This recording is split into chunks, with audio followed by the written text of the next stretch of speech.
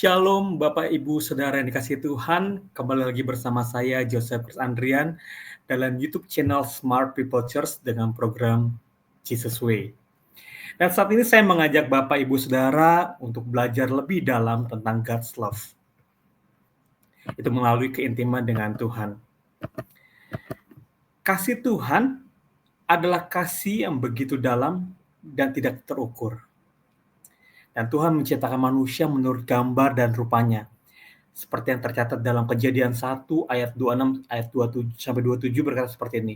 Berfirmanlah Allah, baiklah kita menjadikan manusia menurut gambar dan rupa kita, supaya mereka berkuasa atas ikan-ikan di laut dan burung-burung di udara dan atas ternak dan atas seluruh bumi dan atas segala binatang melata yang merayap di bumi.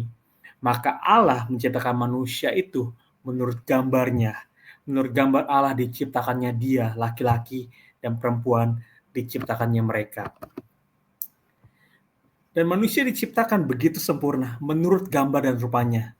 Bukan sekedar sebagai makhluk ciptaan biasa, tetapi sebagai pribadi yang dirancang untuk memiliki hubungan yang intim dengannya. Sejak awal Tuhan sangat mengasihi manusia dan merindukan persekutuan dengan kita. That's why Tuhan menciptakan kita menurut gambar dan rupanya, karena Tuhan merindukan persekutuan dengan setiap kita. Namun, dosa telah memisahkan manusia dari Tuhan. Ketika Adam dan Hawa jatuh ke dalam dosa, hubungan yang semula penuh kasih itu terputus, dan manusia itu menjauh dari hadirat Tuhan. Seperti dikatakan dalam Roma 3 ayat 23, karena semua orang telah berbuat dosa dan telah kehilangan kemuliaan Allah. Tetapi Tuhan dalam kasih-Nya yang besar tidak tinggal diam. Dia telah merencanakan jalan pemulihan bagi umat-Nya. Yesus Kristus, anak Allah yang tunggal, datang ke dunia, hidup tanpa dosa dan akhirnya mati di kayu salib sebagai korban penebusan bagi dosa-dosa kita. Ayat yang populer Yohanes 3:16, karena begitu besar kasih Allah akan dunia ini sehingga ia mengaruniakan anak yang tunggal supaya setiap orang yang percaya kepadanya tidak binasa melainkan beroleh hidup yang kekal. Dan melalui darahnya yang tercurah, tirai yang memisahkan manusia dengan Tuhan telah disingkirkan. Seperti dikatakan dalam Ibrani 10 ayat 19-22, dikatakan seperti ini. Jadi saudara-saudara, oleh darah Yesus kita sekarang penuh keberanian dapat masuk ke dalam tempat kudus.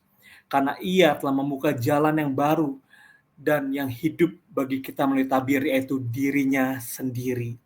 Dan kita mempunyai seorang imam besar sebagai kepala rumah Allah. Karena itu marilah kita menghadap Allah dengan hati yang tulus ikhlas dan keyakinan iman yang teguh. Oleh karena hati kita telah dibersihkan dari hati nurani yang jahat dan tubuh kita telah dibasuh dengan air murni. Dan sekarang kita memiliki akses untuk datang ke hadirat Bapa dan menikmati hubungan yang dalam dengan pribadinya yang luar biasa. Nah, karena kasih Tuhan yang begitu besar ini, kita dipanggil untuk hidup dalam keintiman dengannya, keintiman dengan Tuhan.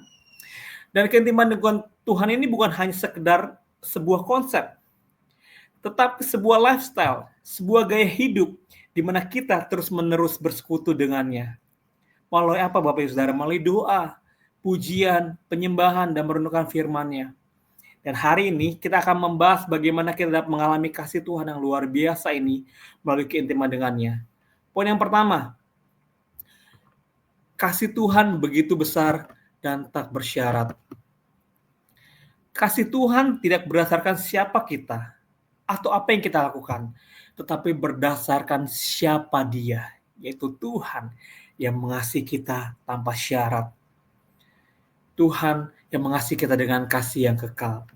Dalam Roma 5 ayat 8 dikatakan seperti ini. Akan tetapi Allah menunjukkan kasih-Nya kepada kita oleh karena Kristus telah mati untuk kita ketika kita masih berdosa. Ini artinya Tuhan tidak menunggu kita menjadi layak. Tetapi Dia lebih dahulu mengasihi kita. Dia yang telah mengorbankan dirinya untuk menebus setiap dosa kita. Tidak menunggu kita sampai layak dan benar-benar bersih, tapi Dia membasuh setiap dosa kita sehingga kita dilayakkan. Dalam Yeremia 31 ayat 3 dikatakan seperti ini. Dari jauh Tuhan menampakkan diri kepadanya. Aku mengasihi engkau dengan kasih yang kekal. Sebab itu aku melanjutkan kasih setiaku kepadamu. Di sini berarti kasih Tuhan tidak pernah berubah. Karena kasih Tuhan adalah kasih yang kekal. Sebab itu Tuhan akan melanjutkan kasih setia kepada setiap kita. Dan kasih Tuhan tidak tergantung pada keadaan kita. Jadi apapun saat ini keadaan kita lagi senang, keadaan kita lagi sedih, keadaan kita lagi sukacita, keadaan kita lagi dalam keadaan duka, kasih Tuhan tidak pernah berubah dan tidak pernah tergantung dengan keadaan kita. Dan dalam Efesus 2 ayat 4 sampai dengan 5 dikatakan seperti ini. Tetapi Allah yang kaya dengan rahmat, perhatikan, oleh karena kasih-Nya yang besar yang dilimpahkannya kepada kita, telah menghidupkan kita bersama-sama dengan Kristus. Sekalipun kita telah mati oleh kesalahan-kesalahan kita. Oleh kasih karunia kamu diselamatkan. Ini artinya kasih Tuhan menghidupkan kita dari kematian rohani kepada kehidupan yang baru dalam Kristus. Sangat jelas, Allah yang kaya dengan rahmat oleh karena kasih yang besar dilimpahkannya pada kita, menghidupkan kita bersama-sama dengan Kristus. Menghidupkan kita secara rohani. Sekalipun kita telah mati oleh kesalahan kita, dan oleh karena kasih karunia kita diselamatkan. Oleh karena itu kita perlu bersyukur karena kasih-Nya begitu besar, kasih-Nya tak bersyarat, bahkan kasih-Nya menghidupkan kita dari kematian rohani kepada kehidupan baru di dalam Kristus. 1 Yohanes 4 ayat 9 sampai 10 dikatakan, dalam hal inilah kasih Allah dinyatakan di tengah-tengah kita. Itu bahwa Allah telah mengutus anaknya yang tunggal ke dalam dunia supaya kita hidup olehnya. Kasih Tuhan ini begitu luar biasa. Dia, Yesus Kristus, Allah yang maha mulia, Dia meninggalkan kemuliaannya. Dia meninggalkan tahtanya begitu luar biasa. Dia meninggalkan kebesarannya di surga. Dia turun ke dunia menjadi seorang manusia. Dan dalam kemanusiaannya, Dia mengalami hal-hal yang juga manusia rasakan. Dia merasakan kesedihan. Dia merasakan juga ketakutan pada saat di Getsemani. Dan kita melihat begitu luar biasa. Dia Allah dan Dia manusia yang tidak berdosa dalam kemanusiaannya. Menebus setiap dosa kita. Dia mati di atas kayu salib supaya setiap kita boleh hidup dalam keintiman dengan Tuhan. Dan kasih Tuhan terlihat sangat jelas dinyatakan melalui pengorbanan Kristus. Pada saat Dia lahir ke dunia, sampai Dia mati di atas kayu salib. Bahkan Dia terangkat ke surga, menyediakan tempat untuk kita dan menunggu kita. Bahkan ketika kita alam dunia, kita diberikan penolong, itu Roh Kudus, supaya setiap kita boleh berjalan di dalam tuntunannya yang luar biasa. Dan Mazmur 136 ayat 26 dikatakan seperti ini. Bersyukurlah kepada Allah semesta langit, bahwasannya untuk selama-lamanya kasih setianya. Yes, kita sangat perlu bersyukur karena kasih Tuhan kekal. Dan ini merupakan hal yang sangat layak untuk kita syukuri. Dan hal inilah yang Tuhan rindukan untuk setiap kita. Pengorbanannya supaya kita boleh hidup dalam keintiman dengan Tuhan. Dan ini membuktikan bahwa kasih Tuhan itu begitu besar dan tak bersyarat. Sehingga kita dengan kasih yang walaupun kita jatuh bangun dalam dosa, tapi Tuhan menebus setiap dosa kita. Ketika kita mengaku setiap dosa kita, Ia setia dan adil, Ia mengampuni setiap dosa kita. Supaya setiap kita boleh hidup dalam pertobatan setiap hari, supaya kita boleh hidup dalam manusia yang baru setiap hari, sehingga kita boleh hidup dalam keintiman sama Tuhan. Dan itu menunjukkan kasih Tuhan yang begitu luar biasa dan tak bersyarat. Walaupun keadaan kita tidak baik-baik aja, tapi Tuhan menunggu setiap kita untuk datang sama Tuhan. Serahkanlah kekhawatiranmu sama Tuhan. Carilah dahulu kerajaan Allah dan kebenarannya. Yes, itu karena Tuhan mau dalam hal apapun, walaupun apapun keadaan kita tetap datang sama Tuhan. Percayalah ketika kita datang sama Tuhan, kasih Tuhan yang begitu besar itu akan dinyatakan untuk setiap kita. Kemudian yang kedua, keintiman dengan Tuhan dimulai dengan doa. Doa adalah sarana utama untuk membangun hubungan dengan Tuhan. Saya bisa katakan tanpa doa, iman kita akan kering dan jauh dari kasih-Nya. Doa adalah nafas hidup orang Kristen. Beberapa waktu lalu saya menyaksikan ketika saya kena COVID, saya harus membutuhkan tabung oksigen. Sama seperti kita. Tabung oksigen itu berisi oksigen supaya kita dapat bernafas. Tapi kita bersyukur kita diberikan oksigen secara free sehingga kita bisa bernafas. Sehingga ketika kita berdoa, kita sedang membangun kehidupan kita bersama dengan Tuhan. Membangun kehidupan rohani kita bersama dengan Tuhan. Membangun keintiman kita sama Tuhan. Dan itu adalah sarana yang benar-benar luar biasa yang Tuhan berikan untuk membangun hubungan dengan Tuhan. Dalam Matius 6 ayat 6 dikatakan seperti ini. Tetapi jika engkau berdoa, masuklah ke dalam kamarmu, tutuplah pintu, dan berdoalah kepada Bapamu yang ada di tempat tersembunyi. Jadi doa bukan sekedar ritual, tetapi adalah komunikasi pribadi dengan Bapa. Wow, luar biasa. Kita dapat berkomunikasi dengan Bapa di surga. Penguasa langit dan bumi, pencipta langit dan bumi, pencipta alam semesta, langit yang begitu luar biasa, bumi yang begitu luar biasa diciptakannya oleh Bapa kita. Dan kita bisa bangun komunikasi sama Bapa yang begitu luar biasa. Dan ini yang perlu kita ingat. Bahwa ketika kita membangun hubungan sama Tuhan, kita berkomunikasi sama Tuhan, masuk ke dalam kamar, tutup pintu, berdoalah. Ini artinya personal, pribadi sama Bapa. Dan itu yang Bapa rindukan, supaya setiap kita datang membangun hubungan secara personal, secara pribadi dengannya. Dalam Filipi 4 ayat 6-7 dikatakan, janganlah hendaknya kamu khawatir tentang apapun juga, tetapi nyatakanlah dalam segala hal keinginanmu kepada Allah dalam doa dan permohonan dengan ucapan syukur. Ini artinya apa? Artinya dalam doa kita menyerahkan segala kekhawatiran kita. Dan kita menyerahkan segala kekhawatiran kita sama Tuhan. Dan permohonan dan ucapan syukur, maka kita akan mengalami damai sejahtera yang melampaui segala akal itu.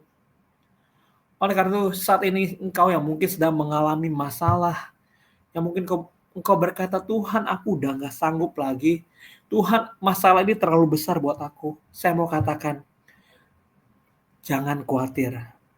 Tuhan tidak memberikan kepada kita beban, masalah yang melebihi kapasitas kita. Jangan khawatir. Tetapi nyatakanlah segala keinginan kita kepada Tuhan dalam doa, permohonan dan ucapan syukur. Percayalah, ketika kau datang sama Tuhan, kau membawa setiap masalahmu, kau membawa setiap beban hidupmu, kau membawa sakit penyakitmu, kau membawa segala yang kau pikirkan saat ini, membawa keluargamu, kau membawa istri, membawa suami, membawa anak-anakmu, membawa keluarga besarmu. Bawalah kepada Tuhan dalam doa, permohonan dan ucapan syukur, maka Tuhan akan memberikan damai sejahtera itu. Bahkan Tuhan akan menjawab setiap doa-doa kita, karena doa orang benar bila dengan yakin didoakan sang besar kuasanya. Tentunya bukan doa yang untuk memuaskan nafsu kita, tetapi doa yang dijawab Tuhan adalah doa yang terbaik menurut kehendak-Nya.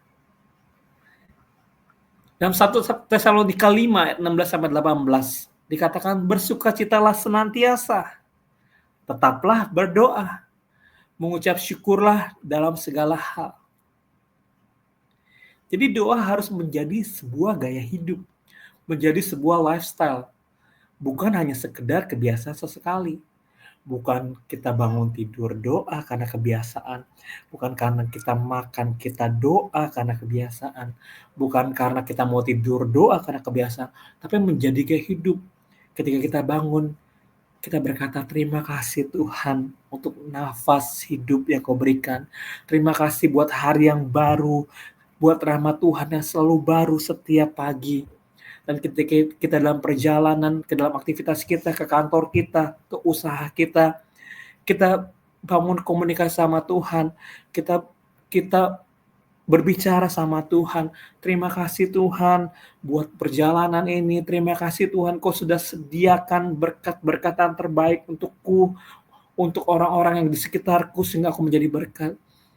Bahkan ketika kita dalam pekerjaan kita, dalam bisnis kita, dalam studi kita, kita mungkin ibu-ibu rumah tangga mengurus rumah tangga, kita bangun gaya hidup itu, yaitu doa, berkomunikasi sama Tuhan. Kita bisa bertanya sama Tuhan, Tuhan, apa yang aku harus masak Tuhan hari ini sebagai ibu rumah tangga? Atau kita dalam pekerjaan kita, Tuhan, rencana apa yang Tuhan mau aku kerjakan untuk perusahaan tempat aku kerja?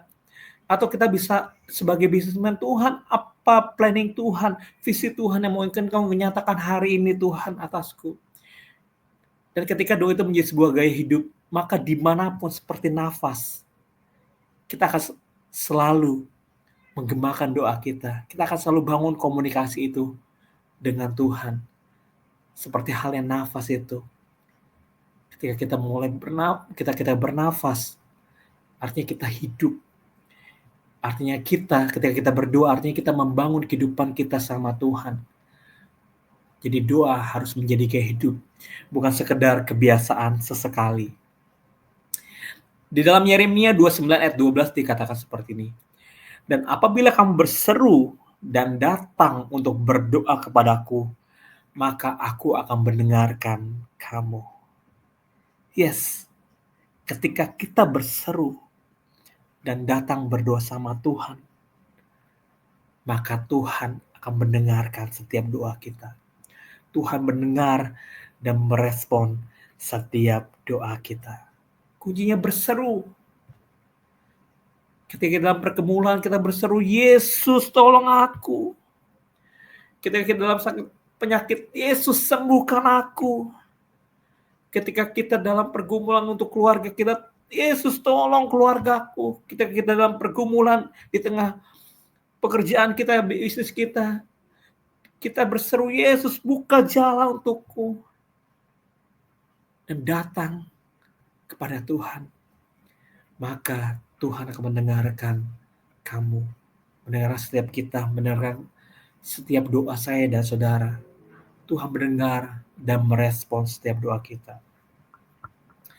Dan dalam Yohanes 15 ayat 7 dikatakan, jikalau kamu tinggal di dalam aku, dan firman-Ku tinggal di dalam, mintalah apa saja yang kamu kehendaki, dan kamu akan menerimanya.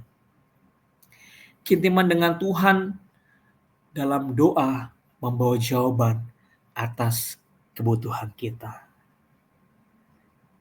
Sekali lagi, keintiman dengan Tuhan dalam doa membawa jawaban atas kebutuhan kita. Apa yang kau butuhkan saat ini? Mungkin saat ini kau sedang membutuhkan pekerjaan. Kita melihat sekarang ini begitu banyak layoff, begitu banyak PHK. Orang-orang yang tadinya bekerja, ketika diputus tidak punya pekerjaan. Mungkin saat ini kau butuh pekerjaan. Datang sama Tuhan. Minta apa saja yang kamu kehendaki dan kamu akan menerimanya. Tapi kuncinya, jikalau kamu tinggal di dalam aku, jikalau kita tinggal di dalam Tuhan dan firman-Nya tinggal di dalam kita, artinya kita penuh dengan firman Tuhan. Maka yang kita minta adalah permintaan yang sesuai dengan kehendak Tuhan. Karena kita tinggal dalam Tuhan, permintaan kita adalah permintaan yang sesuai dengan firman Tuhan. Dan kita tinggal dalam Tuhan, firman tinggal dalam kita, yang kita minta sesuai dengan firman Tuhan, sesuai dengan maunya Tuhan. Mintalah apa saja yang kamu kehendaki, dan kamu akan menerimanya. Dan ini berbicara tentang doa yang begitu dalam, begitu intim sama Tuhan. Dan keintiman dengan Tuhan dalam doa ini membawa jawaban atas kebutuhan kita. Dia tahu apa yang kau perlukan. Dia tahu apa yang kau butuhkan. Dan dia mau memenuhi segala keperluanmu. Tetapi dia juga mau supaya kamu tinggal di dalamnya. Dan firman-Nya tinggal di dalam setiap kita. Dan kesaksian-kesaksian sebelumnya, pada seri sebelumnya, saya sampaikan doa. Ketika saya berdoa, Tuhan menjawab setiap doa yang saya naikkan. Dan bahkan ketika pada waktu saya sedang mengalami sakit COVID, saya berdoa sama Tuhan, Tuhan berikan aku hidup. Nafas hidup itu Tuhan, aku perlu, aku gak mau lagi menggunakan tabung oksigen Tuhan. Aku bernafas dengan udara dan oksigen yang sudah kau berikan secara gratis ini Tuhan. Dan ketika saya pribadi membangun hubungan yang intim dengan Tuhan, justru dalam kelemahan itu, kuasa Tuhan dinyatakan dengan sempurna, sehingga saya bisa bersaksi kepada banyak orang, kepada Bapak, Ibu, Saudara, saya ada karena Tuhan menjawab doa saya. Oleh karena itu, saya terus rindu untuk setiap kita, saya dan saudara membangun keintiman dengan Tuhan. Karena keintiman dengan Tuhan dalam doa membawa jawaban atas kebutuhan kita. Yang ketiga, kasih Tuhan dinyatakan dalam pujian dan penyembahan. Pujian dan penyembahan adalah respons kita terhadap kasih Tuhan. Ketika kita menyembah, kita mengalami kehadirannya. Ketika kita memuji, menyembah Tuhan, dia hadir. Bahkan dia gak cuma hadir, tapi dia menyatakan kehadirannya. Ketika kita memuji, menyembah Tuhan, ketika kita berseru sama Tuhan, ketika kita meninggikan namanya, dia hadir. Dan kita bisa rasakan kehadirannya. Dalam Mazmur 22 ayat 3 dikatakan seperti ini. Padahal engkaulah yang kudus, yang bersemayam di atas puji-pujian orang Israel. Ini artinya apa? Tuhan hadir di tengah pujian umatnya.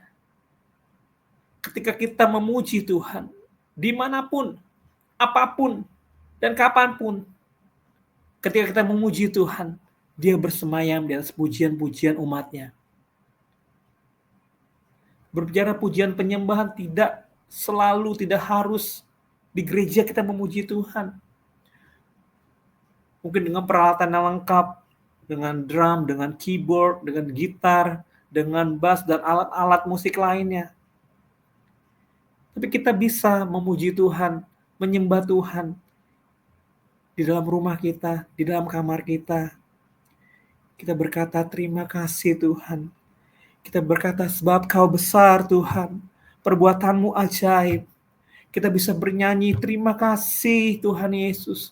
Engkau hebat, Engkau dahsyat, Engkau luar biasa. Bahkan Kau hadir Tuhan dalam kehidupanku. Kita bisa memuji-muji, memuliakan Tuhan. Betapa hebat, betapa kuat, betapa dahsyat Allah kita. Dan ketika kita menaikkan pujian kita, Dia hadir karena dia bersemayam di atas puji-pujian orang Israel. Dan kita sebagai orang-orang Israel rohani, itu orang-orang tebusannya. Yes, dia hadir di atas puji-pujian yang kita naikkan.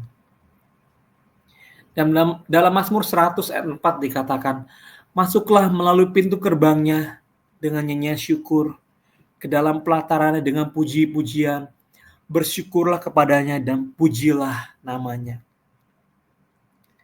Ini artinya pujian, membuka pintu hadirat Tuhan. Ketika kita masuk melalui pintu gerbangnya dengan nyanyian syukur, ke dalam pelatarannya dengan puji-pujian, bersyukur kepadanya, pujilah namanya, dan Tuhan hadir. Mungkin saat ini kau sedang mendengar ketika saya berbicara, kau bisa mulai memuji-muji nama Tuhan. Dimanapun kau berada, dimanapun saat ini kau mendengarkan, mulailah memuji-muji nama Tuhan. Katakan, Tuhan kau hebat, Tuhan engkau dahsyat, kasih-Mu kekal, kasih-Mu ajaib, kuasa-Mu sempurna, anugerah-Mu sempurna Tuhan. Mulai naikkan puji-pujian-Mu, naikkan penyembahan-Mu, karena melalui pujian itu Tuhan hadir. Dalam Yohanes 4 ayat 23-24 dikatakan, tetapi saatnya akan datang dan sudah tiba sekarang bahwa penyembah-penyembah benar akan menyembah Bapa dalam roh dan kebenaran. Di sini artinya apa? Tuhan mencari penyembah yang tulus dan hidup dalam kebenaran.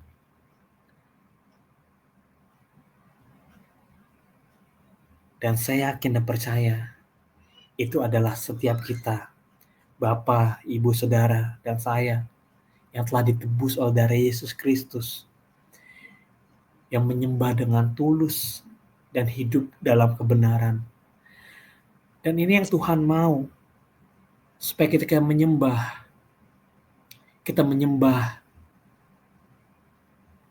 karena kita orang yang benar, yang dibenarkan oleh Tuhan. Penyembah-penyembah yang benar. Artinya kita menyembah, kita memiliki respon atau sikap hati yang mengagungkan Tuhan. Memiliki respon sikap hati yang memuliakan Tuhan. Memiliki respon dan sikap hati yang percaya kepada Tuhan. Di dalam roh dan kebenaran. Artinya kita menyembah dengan dasar firman yang benar. Daud menuliskan begitu banyak Mazmur. Dalam Mazmur pasal 1 sampai 150. Di situ kita belajar bagaimana Daud, seorang yang berkenan di hati Tuhan, menyenangkan hati Tuhan melalui penyembahan-penyembahannya. Bagaimana dia menyembah, menjadi seorang penyembah yang benar, yang menyembah Bapa dalam roh dan kebenarannya. Dan kita melihat betapa hidupnya Daud ketika menjadi penyembah yang benar di hadapan Tuhan. Hidupnya dikenan oleh Tuhan. Bahkan hidupnya dikatakan menjadi hidup yang dekat dengan Tuhan.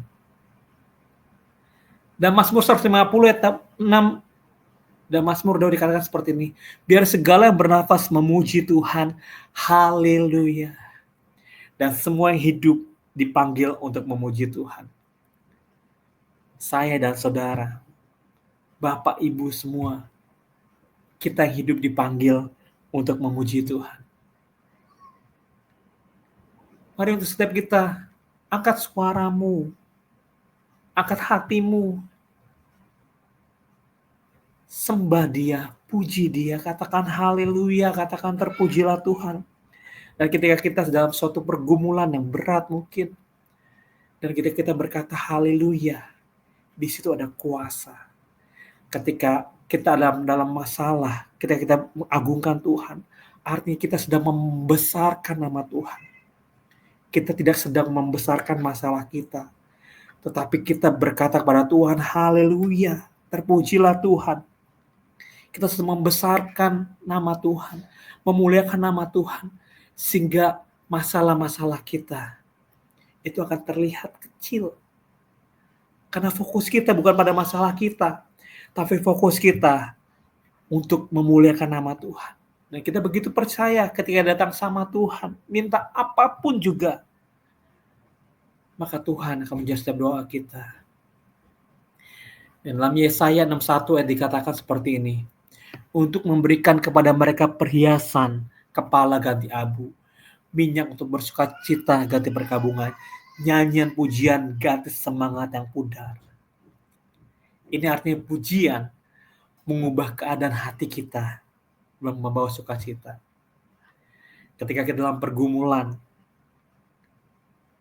bernyanyilah, sembahlah Dia. Ketika memiliki masalah yang mungkin menurut kita sangat besar, katakan, hai masalah, aku punya Tuhan yang besar, yang telah berjanji dan pasti menggenapi.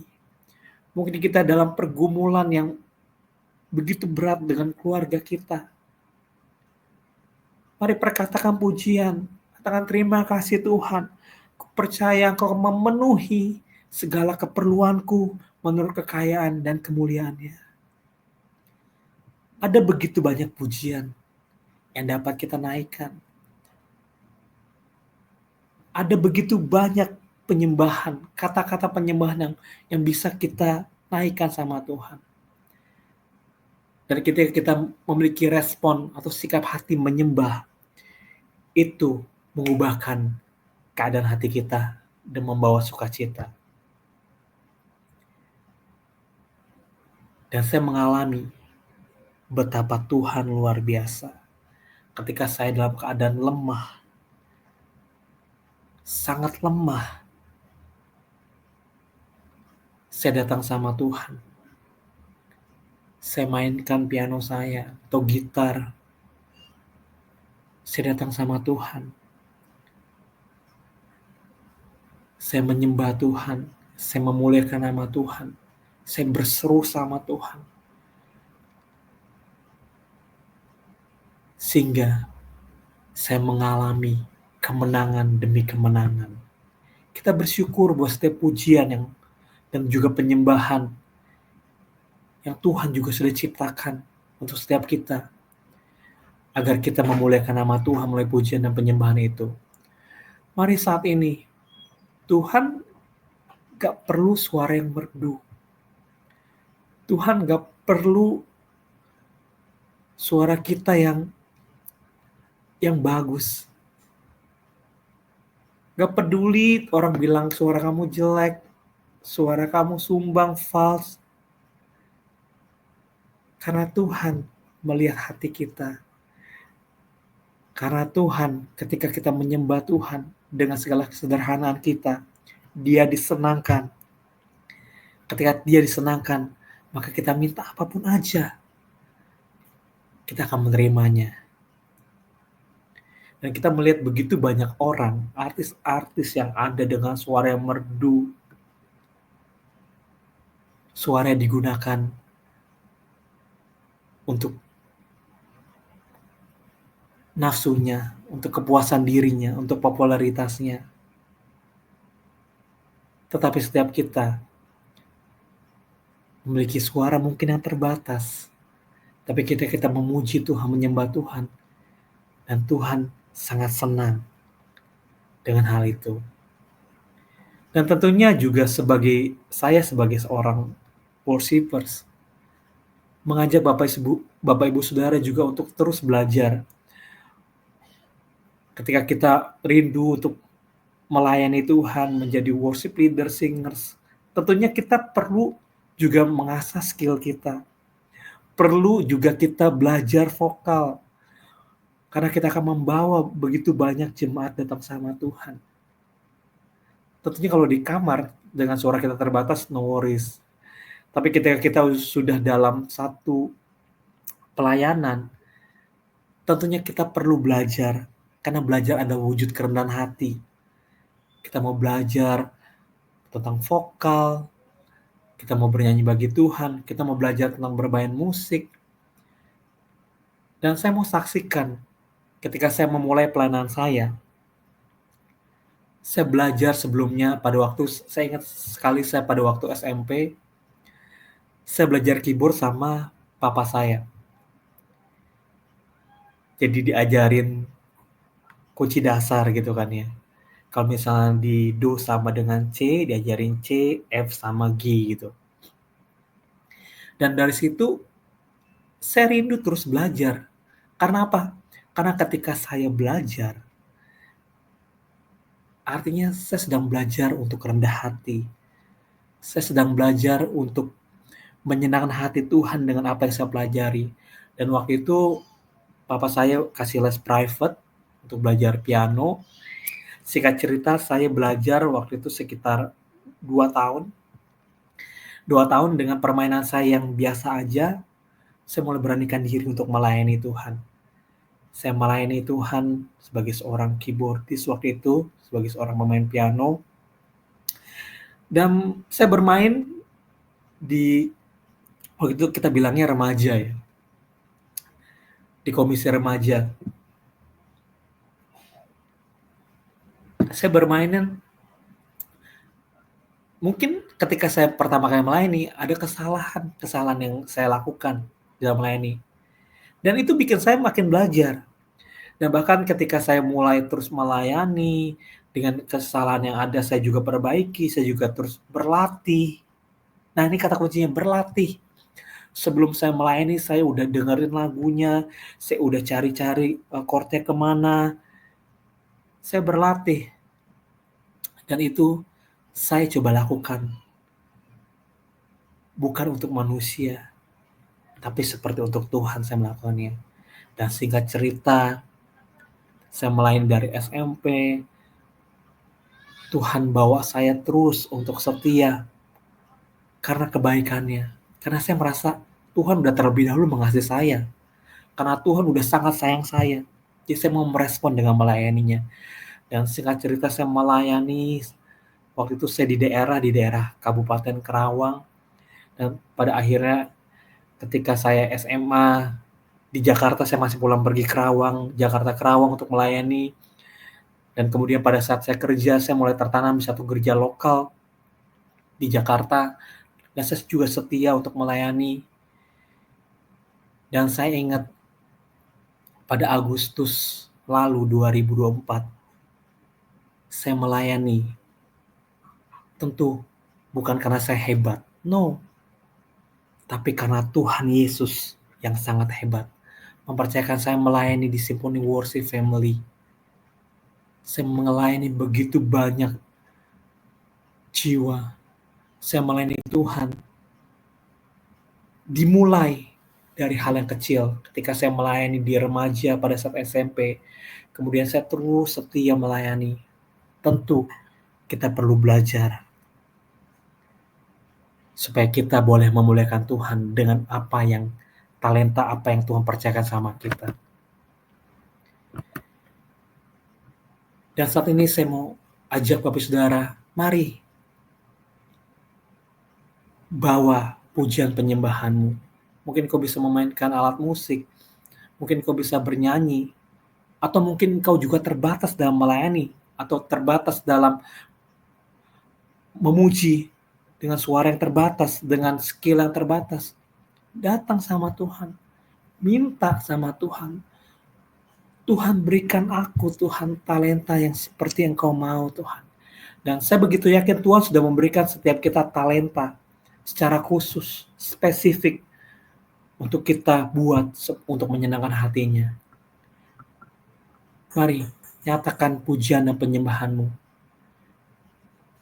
Karena pujian penyembahan adalah respon kita terhadap kasih Allah. Karena Dia sangat mengasihi kita. Karena itu kita menyembah Tuhan. Dan kita menyembah Tuhan, kita mengalami kehadirannya. Dan terakhir yang keempat, kasih Tuhan dinyatakan dalam firman-Nya. Firman Tuhan adalah surat cintanya kepada kita. Surat cintanya kepada kita. Dan melalui firman, kita mengenal kasih-Nya dan kehendak-Nya. Dan dari Kejadian sampai dengan Wahyu, kalau saya simpulkan, itu berbicara tentang cintanya Tuhan yang luar biasa. Dan melalui firman Tuhan ini, kita terus belajar mengenal kasih-Nya, kehendak-Nya. Di dalam Mazmur 119 ayat 105 dikatakan seperti ini. Firman-Mu itu pelita bagi kakiku dan terang bagi jalanku. Artinya apa? Firman itu menerangi setiap langkah kita. Menjadi pelita bagi setiap kita. Artinya firman Tuhan membimbing hidup kita. Dan kita bersyukur kita punya firman Tuhan yang adalah sumber kehidupan. Segala masalahmu dari A sampai Z, dari zaman dahulu purbakala sampai zaman modern saat ini, bahkan sampai zaman AI saat ini, artificial intelligence, semua ada dalam firman Tuhan. Ini adalah buku sumber kehidupan. Setiap masalahmu, setiap masalahku, setiap masalah kita, semua sudah ada solusinya dalam firman Tuhan. Oleh karena itu dikatakan firman-Mu adalah pelita bagi kakiku dan terang bagi jalanku. That's why penting, sangat amat penting kita membaca, merenungkan, dan melakukan firman Tuhan. Karena ketika kita membaca, merenungkan, dan melakukan firman Tuhan, maka hidup kita adalah hidup yang penuh dengan kemuliaan Tuhan. Karena setiap langkah kita, ketika kita baca firman Tuhan, sudah diterangi oleh firman Tuhan. Sehingga apa yang kita putuskan, langkah yang kita ambil, itu sesuai dengan firman Tuhan. Sehingga jelas ke depan apa yang tujuan yang mau kita capai. Karena sesuai dengan firman Tuhan. Dalam 2 Timotius 3 ayat 16-17 dikatakan seperti ini. Segala tulisan diilhamkan Allah memang bermanfaat untuk mengajar, untuk menyatakan kesalahan, untuk memperbaiki kelakuan, dan untuk mendidik dalam kebenaran. Ini artinya apa? Artinya firman menuntun kita untuk hidup dalam kasih dan kebenaran. Yes, segala tulisan di Alkitab yang kita baca, kita renungkan dan kita lakukan, itulah tulisan diilhamkan oleh Allah. Itu bermanfaat untuk kita mengajar. Untuk mengajar anak-anak kita. Untuk mengajar orang-orang sekitar kita. Untuk mengajar kepada generasi-generasi kita, bahkan generasi di bawah kita. Untuk menyatakan kesalahan. Karena dia adalah buku kehidupan. Semua jelas tertulis dalam firman Tuhan. Untuk menyatakan kesalahan. Bukan untuk menghakimi tentunya. Tapi untuk menyatakan mana yang benar, mana yang salah. Karena firman itu adalah kebenaran. Untuk memperbaiki kelakuan. Sehingga setiap kita, atau kita melihat orang-orang yang kelakuan itu ya sudah firman Tuhan, kita bisa katakan firman Tuhan berkata seperti ini. Ketika teman kita bergaul dengan pergaulan yang buruk, sehingga merusak kebiasaan baiknya, kita bisa berkata jangan bergaul dengan pergaulan yang buruk. Karena itu akan merusak kebiasaan baikmu. Dan untuk mendidik orang dalam kebenaran. Sehingga melalui firman Tuhan, kita dapat mendidik orang-orang sekitar kita dalam kebenaran. Dan dalam Ibrani 4 ayat 12 dikatakan seperti ini. Sebab firman Allah hidup dan kuat dan lebih tajam dari pedang bermata dua. Ini artinya apa? Firman Tuhan memiliki kuasa untuk mengubah hati kita. Pedang bermata dua, pedang yang tajam.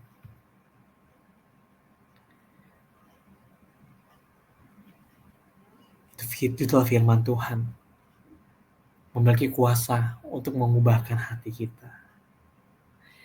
Dalam Yohanes 8 ayat 31-32 dikatakan seperti ini. Jika kamu tetap di dalam firman-Ku, perhatikan, kamu benar-benar adalah murid-Ku. Dan kamu akan mengetahui kebenaran dan kebenaran itu akan memerdekakan kamu. Artinya apa? Firman membawa kebebasan sejati. Dan kebenaran itu firman Tuhan, itu akan memerdekakan kamu. Mungkin engkau terpuruk, mungkin engkau mengalami masalah, mungkin engkau mengalami pergumulan yang berat, seolah hidupmu gelap di depan. Baca firman. Karena dia adalah pelita bagi kaki kita, terang bagi jalan kita.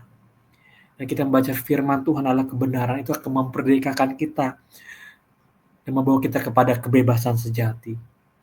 Dalam Roma 10 ayat 17 kan seperti ini. Jadi iman timbul dari pendengaran dan pendengaran oleh firman Kristus.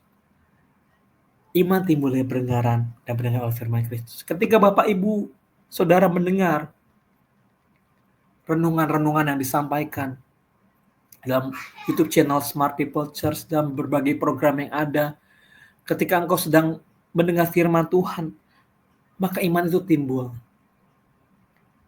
Karena yang kau dengar adalah firman Kristus. Firman adalah kebenaran. Dan itu yang menumbuhkan setiap iman kita. Sehingga setiap kita, iman kita boleh bertumbuh oleh pendengaran akan firman Tuhan. Jadi setiap kita mari dengan penuh kerinduan. Perkatakan firman Tuhan. Perkatakan firman Tuhan. Perkatakan firman Tuhan. Baca. Renungkan dan lakukan firman itu. Lakukan firman itu sehingga engkau bisa menjadi berkat buat banyak orang. Bapak, Ibu, Saudara, kita sudah belajar kasih Tuhan, God's love melalui kita dengan Tuhan. Dan kasih Tuhan begitu luar biasa. Seperti yang sudah saya sampaikan, kematian Yesus bukan hanya untuk menyelamatkan kita dari dosa, tetapi juga untuk membawa kita kembali ke dalam hubungan yang intim dengan Bapa. Dan sebagai anak-anak Tuhan, kita dipanggil bukan hanya untuk mengenal Tuhan secara intelektual, bukan hanya sekedar pengetahuan, tetapi untuk mengalami kasih-Nya setiap waktu, setiap detik, setiap menit, setiap jam, setiap hari, setiap minggu, setiap tahun. Kita mengalami kasih-Nya. Dan keintiman dengan Tuhan adalah kebutuhan utama dalam kehidupan rohani kita.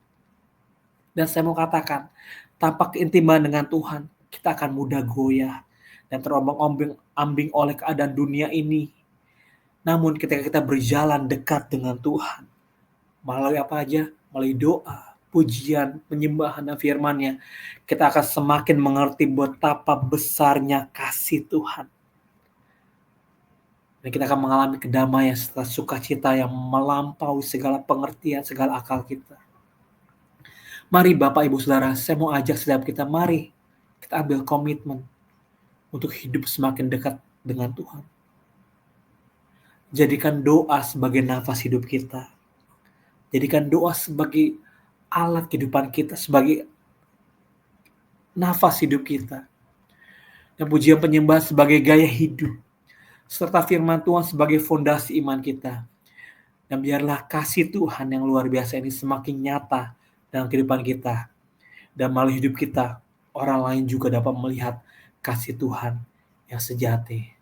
Amin. Mari saat ini saya undang Bapak Ibu, kita semua kita berdoa, datang sama Tuhan. Mari izinkan saya berdoa untuk Bapak Ibu Saudara. Bapak, saat ini kami bersyukur kami sudah mendengarkan kebenaran firman Tuhan. Mengenai God's love. Itu tentang keintiman dengan Tuhan. Betapa kasih Tuhan luar biasa, tanpa syarat. Betapa Engkau merindukan setiap kami Tuhan, untuk kami hidup intim dengan Tuhan. Melalui doa Tuhan adalah nafas kehidupan kami Tuhan. Melalui pujian dan penyembahan Tuhan. Kami mengagungkan nama Tuhan, memulihkan Tuhan.